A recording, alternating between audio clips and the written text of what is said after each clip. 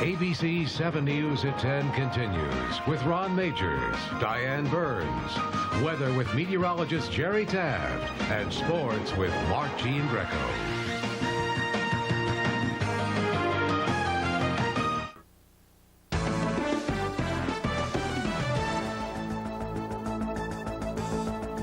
In the special segment tonight, Managing MS. Doctors are now testing 2 procedures that hold promise for people who have multiple sclerosis. HealthBeat reporter Sylvia Perez is here with details on the experimental treatments that appear to be putting the disease on hold. Sylvia?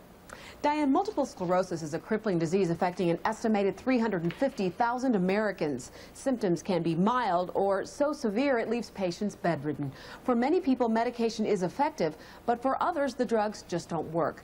That's why researchers are now looking at ways to essentially trick the body into healing itself. Angela Jackson's life dramatically changed one day during a trip to the bank.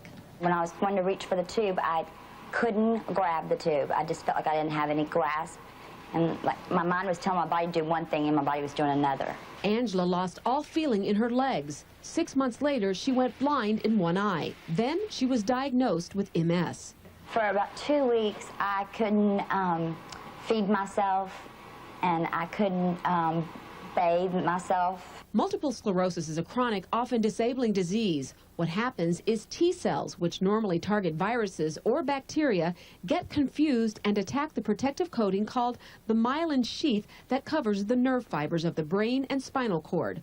Without the protection, nerve cells can't communicate the way they need to. Scientists are now looking at an MS vaccine using cloned T cells that have been reprogrammed to behave. So now, when they're injected back into the person, his clone irradiated cells, they do not have the memory to attack the myelin. So when they remain in the body, eventually they will be replaced by the normal cells. Angela got the vaccine through a study at the Baylor College of Medicine in Houston. After taking just 2 of 4 doses, her symptoms have all but disappeared. I never believed that I could get this sick. Matthew Cruzman was just 29 when he was diagnosed with MS. From the start, medication didn't work. Matthew's symptoms never let up. He was either blind or partially paralyzed. So he opted for a different experimental treatment called stem cell therapy.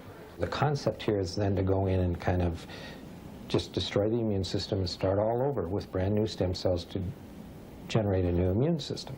Northwestern Memorial Hospital in Chicago pioneered stem cell transplants for MS and other neurological disorders. Researchers here are beginning a new trial for MS patients who are not doing well on medication but have not yet suffered much disability. It's kind of a concept that, you know, the brain is a very vital organ. And if you wait too long before you intervene, there's certain damage that will never be reversed and will probably still continue to progress. So you need to move early. Matthew knew this controversial therapy carried the risk of death, but his gamble so far appears to have paid off.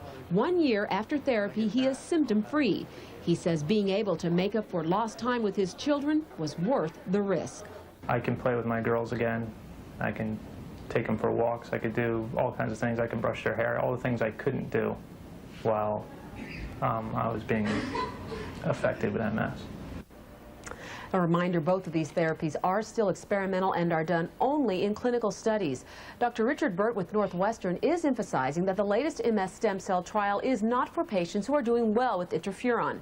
And while the treatment does appear to be very successful in stopping the progression of MS, the goal is to see if stem cell transplants can actually prevent disability. Ron and Diane. Very exciting. Isn't that great? Remarkable. Yes. Yeah.